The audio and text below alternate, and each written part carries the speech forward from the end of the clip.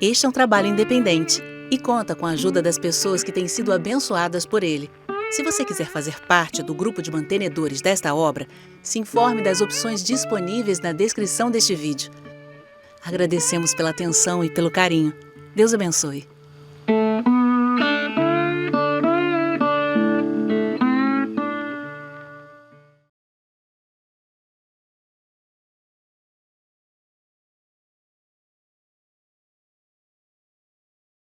Bom, em primeiro lugar, o capítulo 7 de Apocalipse, ele fala de dois grupos.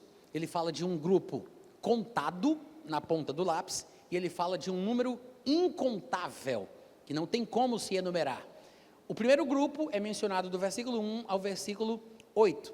Ele diz: depois disto eu vi 4 anjos em pé, nos 4 cantos da terra, conservando seguros os 4 ventos. Vi outro anjo que subia da nascente de não sei de onde, aí não danifiqueis a terra. Aí no versículo 3 ele diz: não danifiqueis nem a terra nem o mar, nem as árvores, até selarmos na fronte os servos do nosso Deus. Que servos são esses? Ele vai explicar logo na sequência. Então ouvi o número dos que foram selados. Ele diz que eram 144 mil, é um número contado, limitado.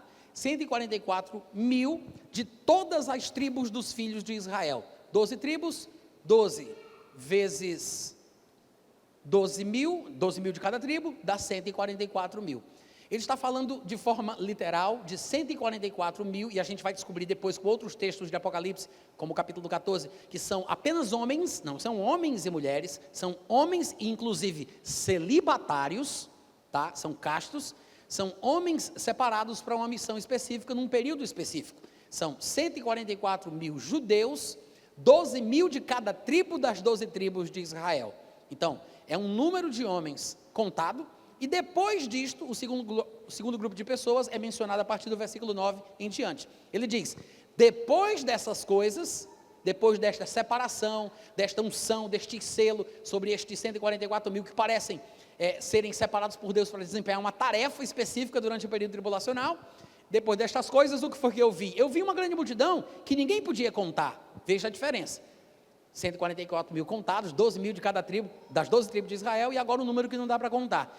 E diferentemente do primeiro bloco, do primeiro grupo de pessoas, são pessoas agora, de todas as nações, de todas as tribos, de todos os povos, de todas as línguas.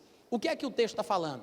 O texto está falando que 144 mil judeus, homens, separados por Deus para uma missão específica, provavelmente farão com que inúmeras pessoas de todos os povos confessem a Jesus, reconhecendo e aceitando a fé judaica de que Jesus é o Messias esperado de Israel, porque haverá muita salvação durante a tribulação, não somente por causa desta aparente pregação, deste trabalho, desta atividade desses 144 mil judeus que anunciarão a fé em Jesus, como também por causa dos anjos que estarão falando do Evangelho eterno, por causa das 2 testemunhas, no calibre de Moisés e Elias, que estarão pregando a partir de Jerusalém, como diz lá Apocalipse capítulo 11, por causa dos cataclismas, ou seja, tudo vai chamar a atenção do mundo para a fé judaica de que Jesus é o Cristo. Por que eu digo fé judaica de que Jesus é o Cristo? Porque na tribulação vai acontecer exatamente o que acontecia no período do Antigo Testamento. A igreja, ela nasce e existe e termina. O período da igreja vai desde o dia de Pentecostes até o dia do arrebatamento. Este é o período da igreja de Cristo. Começa no Pentecostes, termina no arrebatamento. Quando Deus tratava com o povo da antiga aliança, não havia a igreja do Senhor Jesus. Embora a palavra eclésia da cultura grega fosse usada para se referir ao ajuntamento do povo de Israel, como no ano de 325, a versão grega do Antigo Testamento usou a palavra eclésia, que é a palavra grega para a nossa palavra igreja, embora a versão Septuaginta, a versão grega do Antigo Testamento, tenha usado essa palavra, a palavra ser usada lá não significa que era a igreja de Jesus, porque a palavra eclésia era usada em seu sentido comum e significava simplesmente ajuntamento, assembleia, reunião. Inclusive, ela aparece em Atos capítulo 21, quando fala de uma celeuma, de um povo que queria bater em Paulo, e aí se fala sobre a assembleia reunida para se decidir a respeito do assunto.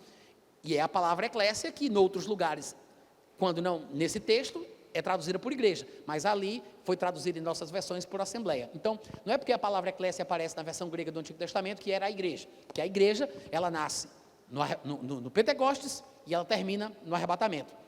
É o início e o tempo da igreja, até o seu fim.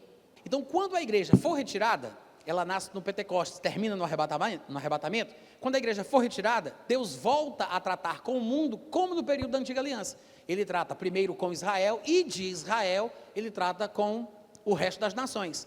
Ele trata com Israel e de Israel com o mundo, como nós estamos vendo aqui.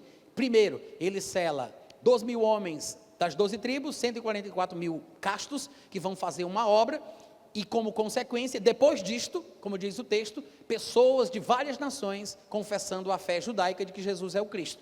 Deus volta a tratar com o mundo como ele fazia no Antigo Testamento. Por isso, a presença de 2 profetas do calibre de Moisés e Elias, e você vê toda a tratativa de Deus muito semelhante ao período do Antigo Testamento.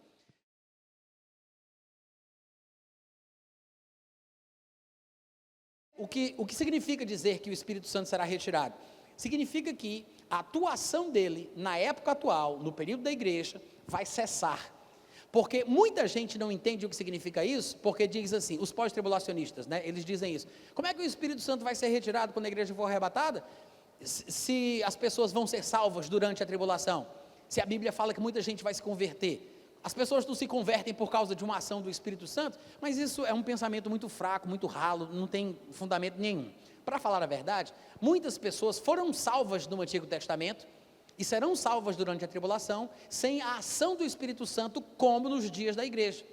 Até porque o Espírito Santo não estava presente, como está hoje, no período do Antigo Testamento. Sim, o Espírito Santo estava presente no Antigo Testamento, mas não nos termos da Nova Aliança. Logo no começo da Bíblia diz que o Espírito Santo pairava sobre as águas, então ele estava presente, ele é Deus, está em todos os lugares, não tem como ele se ausentar de qualquer lugar. Até porque o inferno mesmo, por exemplo, não é a ausência de Deus, é a presença de Deus para o pecador, porque para o pecador Deus é um fogo consumidor. Então não existe esse negócio de sem presença, ele está em todos os lugares. O Salmo 139 confirma isso, a luz e as trevas para ti é tudo igual, é a mesma coisa. Agora, se o Espírito Santo já estivesse na terra desde sempre, como agora no período da igreja ele se faz presente, Jesus teria errado em ter dito, convém-vos que eu vá, porque se eu não for, o Espírito Santo não virá. Ué, ele não já está aqui, como é que ele vai vir? Por que ele está dizendo, eu preciso ir para o Espírito Santo vir? É a mesma lógica, só que de forma invertida. Porque o pessoal diz, ele não pode ser retirado porque ele é Deus, ele é onipresente. Ele não pode ser retirado porque a conversão é por causa da ação dele. Ué, mas se ele não pode sair, então ele também não pode vir. Porque Jesus disse que eu preciso ir para ele vir. Se ele vem, ele vai. Alô? Amém, gente? Vamos repetir isso? Se ele vem, ele vai. Repete aí. Zé Fininho. Se ele vem, ele vai. Jesus disse, convém-vos que eu vá, porque se eu não for, ele não virá. Então Jesus disse, o Espírito Santo vai vir.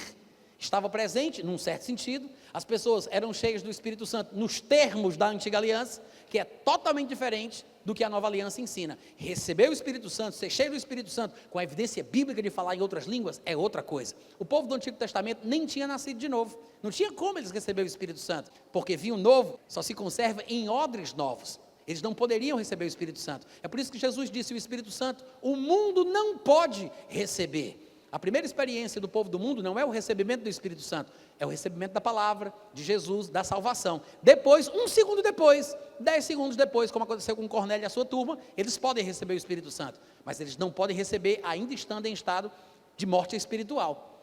Então, é por isso que Jesus disse, olha, quando eu for, vocês vão fazer obras maiores do que as minhas. Por quê? Porque Jesus curou, ressuscitou morto, mas nunca pôde promover o novo nascimento e o batismo no Espírito Santo, porque o Espírito Santo só iria vir depois que ele fosse, as pessoas só nasceriam de novo depois que ele fosse o primogênito entre os mortos, aí somente depois que ele vai, é que as pessoas podem nascer de novo e receber o Espírito Santo, que são obras maiores, em termos de importância, maiores do que as coisas que Jesus fez. Então, o Espírito Santo, ele veio e ele vai. Sim, ele vai ser retirado no arrebatamento, porque o Espírito Santo, Deus, é um Espírito, e a igreja é o seu corpo, então vai subir, e ele vai junto, mas ele vai estar operando aqui na terra, como era no Antigo Testamento, por meio dos profetas, fazendo as mesmas coisas, mas as pessoas não vão ter uma experiência como nós temos, de novo nascimento, ser cheio do Espírito Santo, falar em línguas, os dons, é diferente, tá? É basicamente isso. Não se esqueça de se inscrever no canal, deixe seu like e ative o sininho.